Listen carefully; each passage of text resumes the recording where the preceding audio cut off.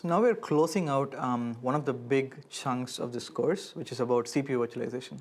So let's take a moment to sort of like review all the different concepts that went into how do you virtualize CPU. So to go back to sort of like the start, this whole thing starts because we want to run multiple things at once on our computers, and our computers have limited processors. Like even your modern laptops will have, let's say, 4 cores, for example, and 8 hyperthreads. So which means you can run 8 things at the same time. So and the question is when we start an application like Word or Outlook or whatever, we don't really stop and think, oh, I have 8 processors. Like, am I running out of processors? Should I swap something out? We don't really think about it. And what is really happening is that the operating system is doing that for us. And that's broadly what CPU virtualization is. It's giving you this illusion that there is an infinite stream of processors. So whenever you want to run a program, there is always space, or there is always a processor to run that on. So that's the illusion that's being given. And the abstraction that is used by the operating system to do this is called a process. So everything that you run runs as a process, right? So let's sort of write the key concepts down, and then as we go along, and make sure you know sort of these key terms and what they mean when you finish learning this segment of the course, right? So the abstraction that is offered is a process. So everything that you run on a computer is a process. So a process is just if you take a code that's instructions that are there on storage, and then you run them, the living thing inside a computer, that's what is called a process, the running thing. So everything that you run is a process, and the way the operating system provides this illusion of infinite processors and everything running at the same time is it does time sharing, right? So what happens is that you have all your processes, and they are time shared on the same limited number of processors. So it looks basically something like this. So you have one processor, and you have, let's say, you have P1, and then you have P2, and what happens is that P1 runs for some amount of time, and then after that P2 runs.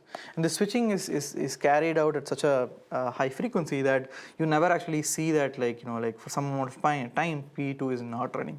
So for a human user, it will seem as if P1 and P2 are both running at the same time. Okay.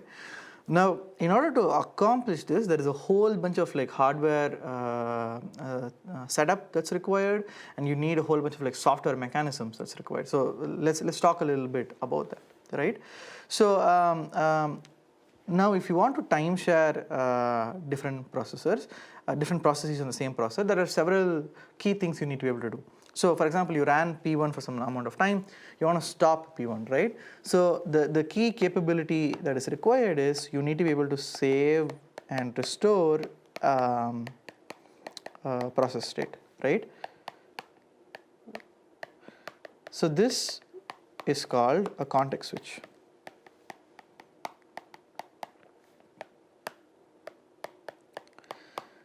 And what you really need to remember is that a process, right, is really comprised of a bunch of registers. So your stack pointer, your instruction pointer, your base frame pointer, and so on. So a bunch of registers. So which is the current running state of the process. The process also has its own stack, for example. So wherever it's keeping the current variables for the function that it is executing, right? So when you context switch between one process and the next, you somehow have to save all of these registers and where your stack is, and then you have to restore what the next process's registers and stack is. So that's really all you need to do a context switch. And we have taken a look at the assembly instructions for context switch in x86 and inside the Linux kernel.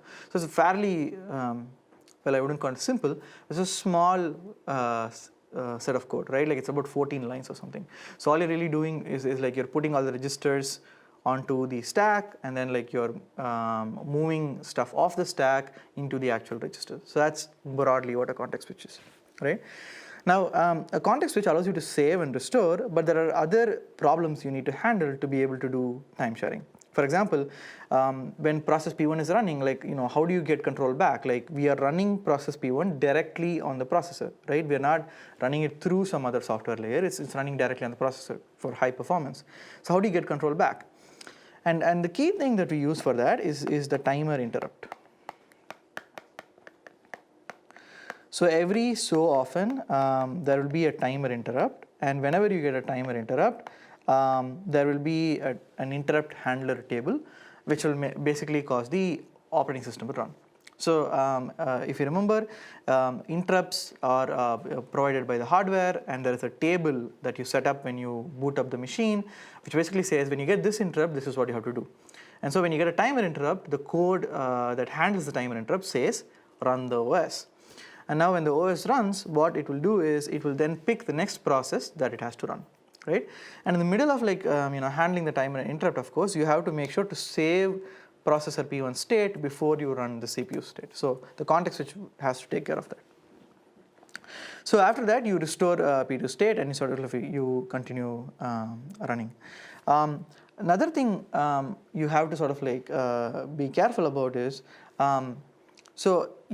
if you allow P1 to be running directly on the processor, P1 may be a malicious process or a buggy process, and P1 may just go and change this interrupt handler table, and so when it gets a timer interrupt, it may say, hey, just ignore that, right? We don't want this to happen. So because of this, we have this concept of privileged state, right? And we talked about this in a previous class. We have user mode and kernel mode.